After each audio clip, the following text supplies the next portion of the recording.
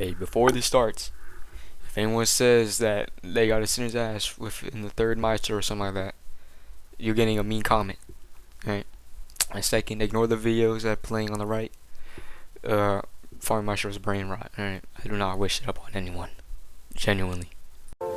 Let me show in a parable to what extent our nature is enlightened or unenlightened. Envision human figures living in an underground cave with a long entrance across the whole width of the cave. Here they have been from their childhood and have their legs and necks chained so that they cannot move and can only see before them, being prevented by the chains from turning their heads around. Above and behind them, a fire is blazing at a distance. They see only their own shadows, which the fire throws on the opposite wall of the cave. For how could they see anything but the shadows if they were never allowed to move their heads?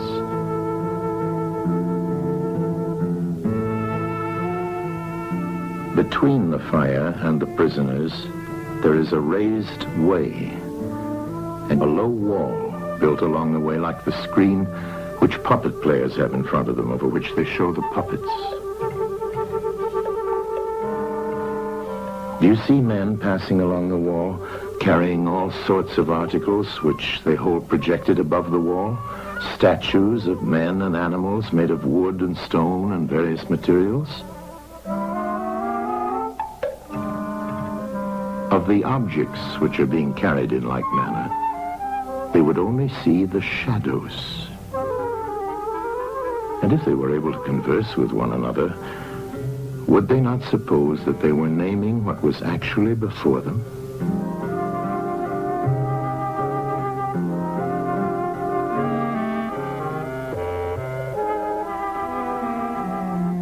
And suppose further that there was an echo which came from the wall. Would they not be sure to think when one of the passers-by spoke that the voice came from the passing shadows?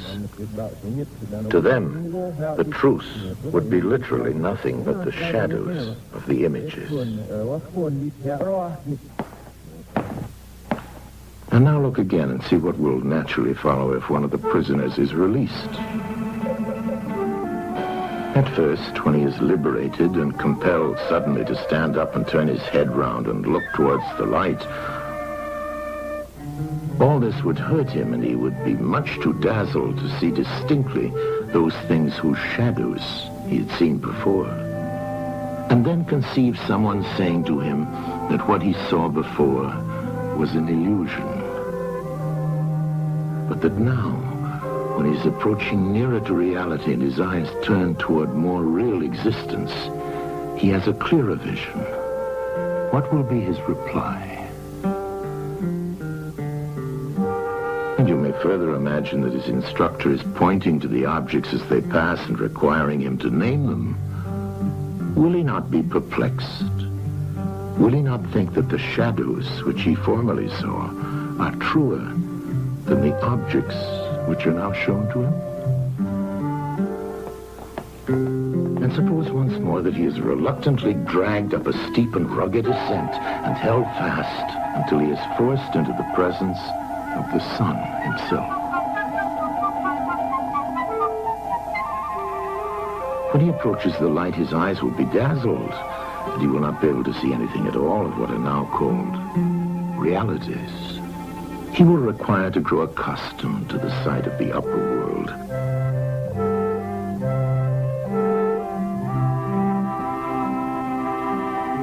And first he will see the shadows best. Next, the reflections of objects in the water, and then the objects themselves. Then he will gaze upon the stars and the spangled heavens and the light of the moon. He will see the sky and the stars by night. Last of all, he will be able to see the sun, and not mere reflections of it in the water, but he will see the sun in its own proper place and not in another. and he will contemplate the sun as it is, will he not then proceed to argue that it is the sun who gives the season and the years, and is the guardian of all that is in the visible world, and in a certain way the cause of all things which his fellows have been accustomed to behold? Clearly he would first see the sun, and then reason about it. And when he remembered his old habitation and what was the wisdom of the cave and his fellow prisoners, do you not suppose that he would bless himself for the change and pity them?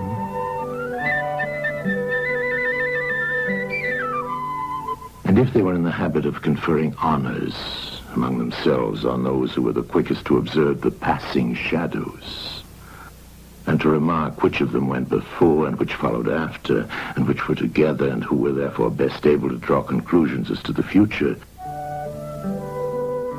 do you think that he would care for such honors and glories, or envy the possessors of them? Would he not say with Homer, "Better to be the poor servant of a poor master, and to endure anything rather than think as they do and live after their manner"? Imagine once more such a one coming suddenly out of the sun to be replaced in his old situation.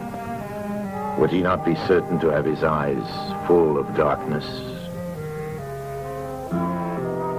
And if there were a contest of measuring the shadows, and he had to compete with the prisoners who had never moved out of the den, while his sight was still weak, and before his eyes had become steady, wouldn't they all laugh at him and say he had spoiled his eyesight by going up there, and that it was better not to even think of ascending?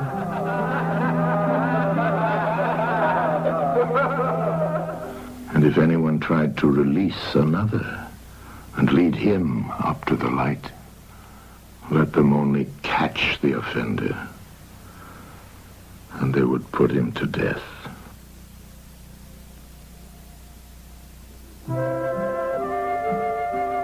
It is the task of the enlightened not only to ascend to learning and to see the good, but to be willing to descend again to those prisoners and to share their troubles and their honors, whether they are worth having or not. And this they must do, even with the prospect of death. They shall give of their help to one another, wherever each class is able to help the community.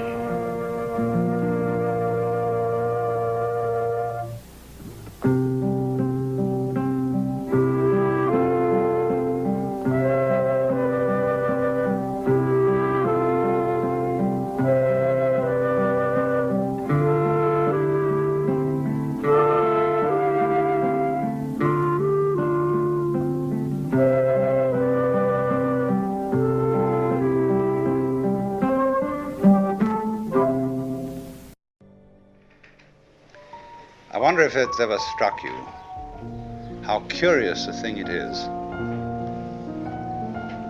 that most of the things that we experience we regard as things that happen to us, which we ourselves do not originate, which are events expressing some sort of power or activity that is external to ourselves. And if you consider that, you realize that what you mean by yourself is rather narrowly circumscribed. Even events that go on in our own bodies are put in the category of things that happen to us in the same way as things that go on in the world outside our skins. If there's a thunderstorm or an earthquake, well, it happens to you. You're not responsible for it. But so in the same way, when you have hiccups, you didn't plan on it. If you have belly rumbles, you had no intention of doing it. And as to the catastrophic act of getting born, well, you had nothing to do with that. And you can spend all your life blaming your parents for putting you in the situation in which you find yourself. And this way of looking at the world in this sort of passive mood as something that happens to you goes right down to our general feeling about life. It goes down to the way in which, as Westerners, we have been accustomed to look at human existence as a precarious event in a cosmos that, on the whole, is depicted as being completely unsympathetic and alien to our existence. In other words, if you're reared with a 20th century, or shall we say an early 20th century common sense, which is based on the philosophy of science of the 19th century, with its rejection of Christianity and Judaism, you regard yourself as an accident, a biological accident, in a stupid universe, which is mechanical, but has no feelings, no finer feelings. A vast, pointless gyration of radioactive rocks and gas in which you happen to occur. Of course, if you don't have that point of view and you are more traditional, you look upon yourself as a child of God, and therefore under authority. In other words, there's a big boss on top of all this who allowed you at his pleasure to deign to have the disgusting effrontery to exist. And you better watch your P's and Q's, because that Almighty is looking after you, with the attitude of, this is going to hurt me more than it's going to hurt you.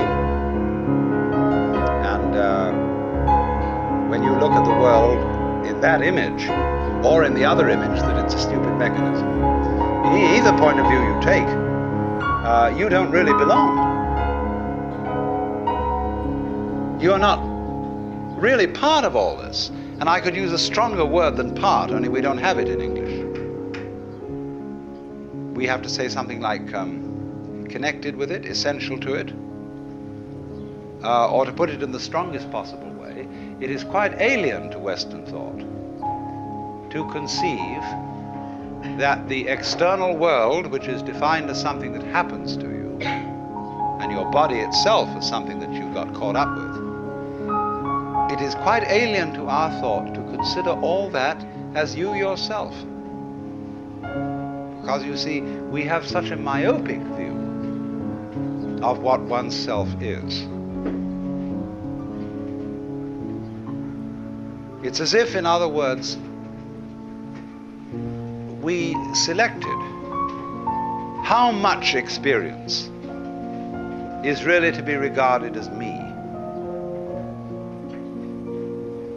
As if you focused your attention on certain restricted areas of the whole panorama of things that you experience, and say, I will take sides with that much of it. Now, we come here right at the start to an extremely important principle, which is the different points of view you get when you change your level of magnification.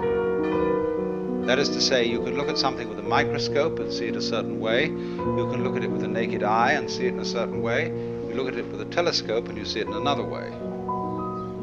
Now, which level of magnification is the correct one? Well, obviously, they're all correct, but they're just different points of view.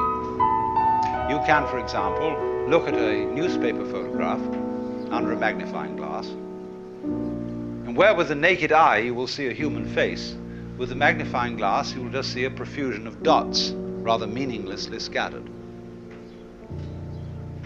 But as you stand away from that collection of dots, which all seem to be separate and apart from each other, they suddenly arrange themselves into a pattern. And you see that these individual dots add up to some kind of sense. Now you'll see at once from this illustration that maybe you, when you take a myopic view of yourself, as most of us do, but you may add up to some kind of sense that is not apparent to you in your ordinary consciousness. When we examine our bloodstreams under a microscope, we see there's one hell of a fight going on. All sorts of microorganisms are chewing each other up. And if we got overly fascinated with our view of our own bloodstreams in the microscope, we should start taking sides, which would be fatal, because the health of our organism depends on the continuance of this battle. What is, in other words, conflict at one level of magnification is harmony at a higher level. Now, could it possibly be, therefore, that we, with all our problems, conflicts, neuroses, sicknesses, political outrages, wars, tortures, and everything that goes on in human life, are a state of conflict which can be seen in a larger perspective as a situation of harmony? Well, it is claimed, you see, that some human beings have broken through to that vision, that they've slipped somehow or other into states of consciousness where they see the apparent disintegration and disorganization of everyday life as the functioning of a totality which at its level is completely harmonious. And you could say, aha, at last I see, I got the point. I've seen how all this makes sense. But what this insight depended upon was your overcoming the illusion that space separates things. That is to say, the space, the interval between your body and mine. The interval created by birth at one end and death at the other. And then after somebody's death, then somebody else's birth. These are events with intervals between them. And normally we regard these intervals in time and these intervals in space as having no importance, no function. We tend to see the universe itself as really consisting in all the stars and galaxies. That's what it is, that's what we notice. But the space in which all this happens is sort of written off as something that isn't really there. But what one has to realize is that the space is an essential function of the things in the space.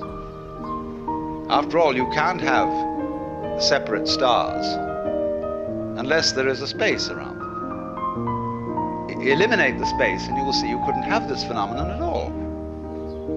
And vice versa. You couldn't have the space. They wouldn't be there in any sense whatsoever if there weren't the bodies in it. So the bodies in the space and the space are two aspects of a single continuum. They're related together in exactly the same way as a back and a front. And you just don't get one without the other. So the moment you see that intervals, that space is connective, you can understand at once how you are not just to be exclusively defined as a flash of consciousness that occurs between two eternal darknesses, which is the popular common sense view which Western man has of his own life. That you consider that in the darkness that comes before your birth, there was no you, and in the eternal darkness that follows your death, there is likewise no you. And I'm going to discuss these matters not by appealing to any special spooky knowledge, as if I had been traveling on the higher planes and knew all my previous incarnations and therefore could tell you authoritatively that you are much more than this individuality. I'm going to do it on a basis of complete common sense, that everybody has access to the facts. And that just what you have to realize is that life is a pattern immense complexity. And what you call yourself as a living organism, say, I am my whole body at the very least. Now what is that body? That body is recognizable, and I recognize my friends when I meet them again, with luck, and you recognize me. Although the last time any of you saw me, I was absolutely something entirely different from what I am now. Just as the flame of a candle is never a constant. The flame of a candle is a stream of hot gas. Only you say the flame of the candle as if it were a constant. Well, it is a recognizably constant pattern. The spear-shaped outline of the flame and its coloration is a constant pattern. But in exactly the same way, we are all constant patterns. And that's all we are. The only thing constant about us at all is the doing rather than the being. It's the way we behave, the way we dance. Only there's no we that dances. There's just the dancing.